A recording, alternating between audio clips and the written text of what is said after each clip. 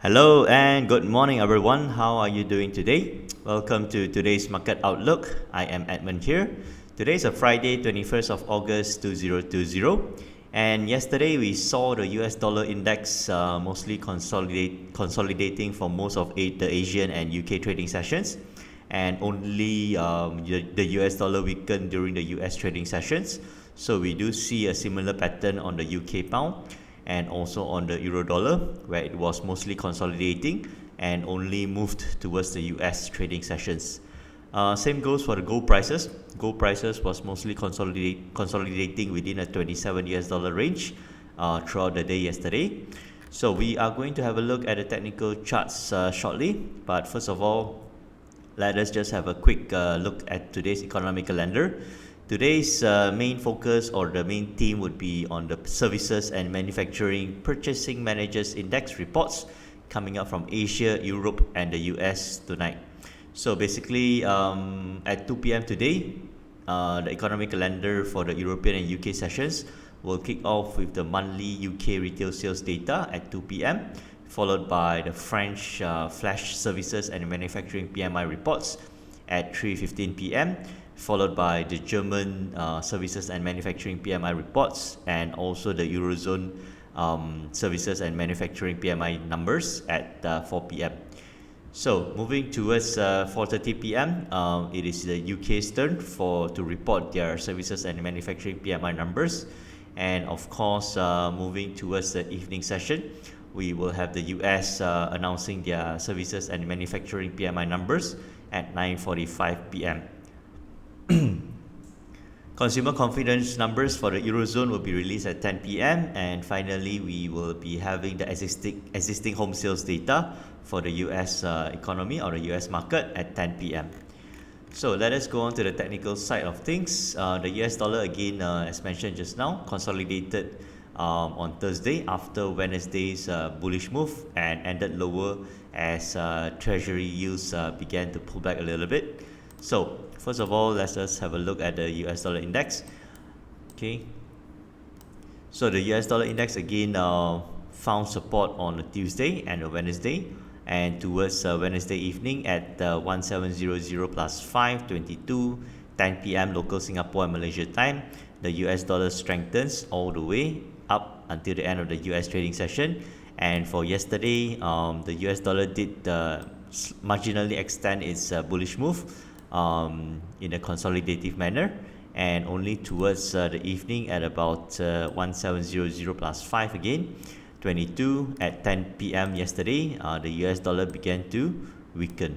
Okay, so after Wednesday's extremely bullish move, the US dollar decided to take a rest and consolidate it. Okay, so this morning it opened lower and currently it's a bit quiet still. And let us have a look at the UK pound to see how it reacted. So bear in mind that the US dollar was mostly consolidating throughout the Asian and UK trading sessions and only started to weaken at about 10 p.m. local Singapore and Malaysia time.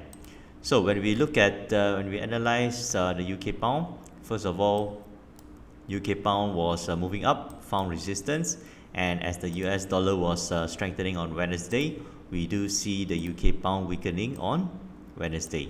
Okay, so this has already happened. Okay, on on Thursday, yesterday, as the US dollar was still in a the US dollar was in a bullish sentiment, we do see the UK pound initially in the morning session at about 7 a.m. was moving down from 1.3116 all the way to 1.3061, moving down 55 pips.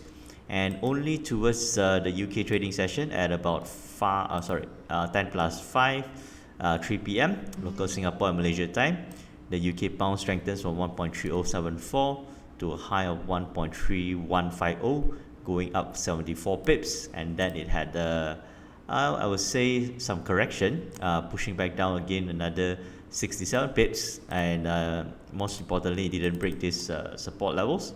And then after at 17 plus 5, 22, 10 p.m. local Singapore and Malaysia time, the UK pound breaks up decisively from 1.3100 all the way to a high of 1.3222. Okay, so The move in the US session was 122 pips, and currently it is still slightly on a bullish note, and yeah, trading within a 21 pip range, being pretty quiet. Okay, so where will the US dollar go today?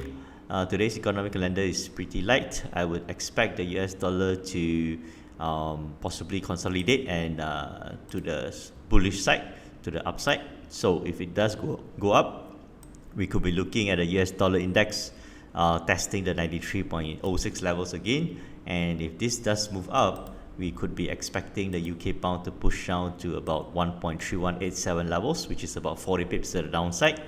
And if the US dollar does weaken again, we could be seeing another support levels over here, 92.47. So if the US dollar goes down, we could be watching the UK pound testing the recent high of 1.3254, which is about 30 pips to the upside. Okay, so remember, US dollar mostly consolidating and weakening at 10 p.m. local Singapore time. So the UK pound showed a similar behavior.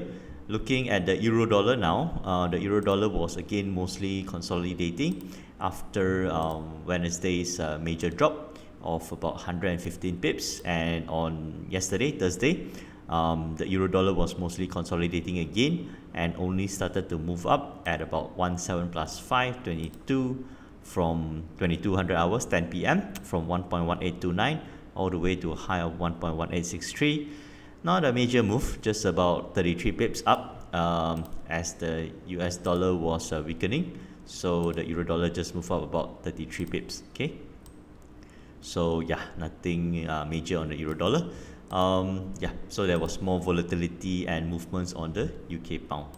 So that was again a similar story. If the US dollar decides to push down or decide to weaken, we could see the euro dollar coming back up to test the immediate resistance levels here of 1.1900, which is about 38 pips to the upside. And if the US dollar decides to strengthen again later on in the UK or US trading sessions, if the US dollar does strengthen, we could see the euro dollar come back down to test.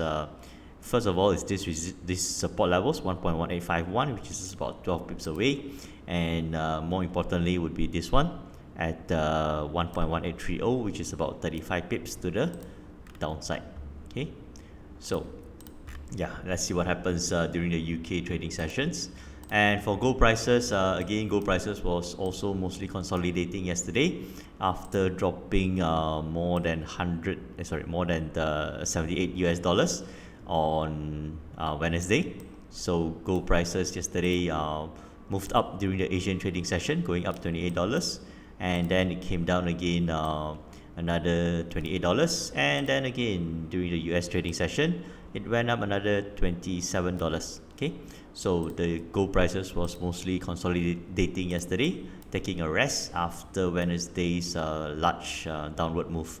Okay, so gold prices, if on the upside, it should be testing these levels again of 1,955, which it did test this morning, and then it came back down to 1939 levels. So yeah, so current resistance would be about 1955 levels, which is about $9 to the upside, and to the downside we are looking for it to test or even break these support levels of 1926, which is about $20 to the downside. Okay, so this would be the short-term support and resistance levels.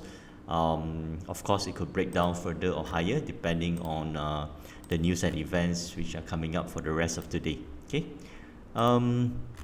silver prices, again, it has gone a bit quiet over the last few days, so nothing much to shout about for silver at the moment.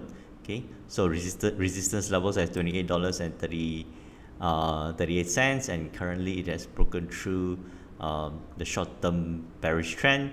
However, it is still finding resistance at the horizontal resistance levels. Okay, so moving on to oil prices. Oil prices has been consolidating in a bullish flag pattern. Okay, and yesterday it did this was the bullish flag. Okay,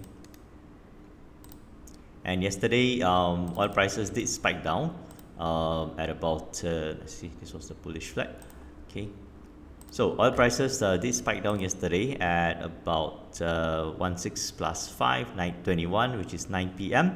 local Singapore and Malaysia time. It spiked down from $42.75 all the way to a low of $41.67, spiking down about $1.08 before having a very speedy and fast recovery back up again, and currently it is again consolidating. Okay, so the spike down could be due to the economic data which was released yesterday, where we saw US initial jobless claims, in other words unemployment claims, coming in at 1.106 million US citizens looking for unemployment benefits. This was higher than market expectations of a number of a 930,000 figure.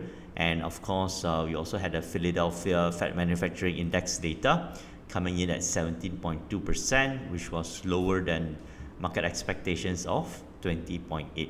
Okay, so other impacts or other factors that could have caused oil prices to spike down and then push back up again would be negotiations between the OPEC members, and also I saw an article regarding US President Mr. Donald Trump trying to influence what is happening at the OPEC meetings. Okay, so this could have caused a spike down, and then after it recovered pretty fast, and currently it has gone quiet and consolidating again.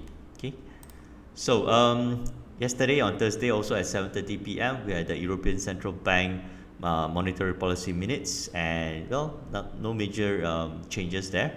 Basically, they have already implemented the largest financial stimulus in the history of the European Union.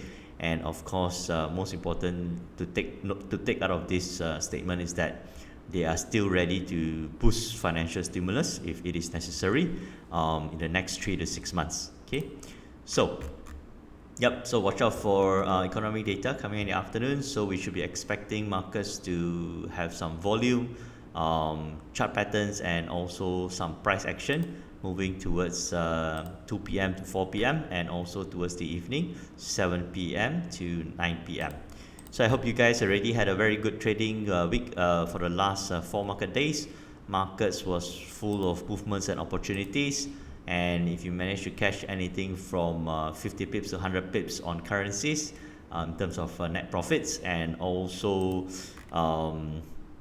about 10 to 20 US dollars in terms of gold price movements, that would have been a great trading week. Congratulations, have a good rest over the weekend, and I'll catch up with you again next Monday. Thank you, take care. I'll see you again next Monday. Bye bye.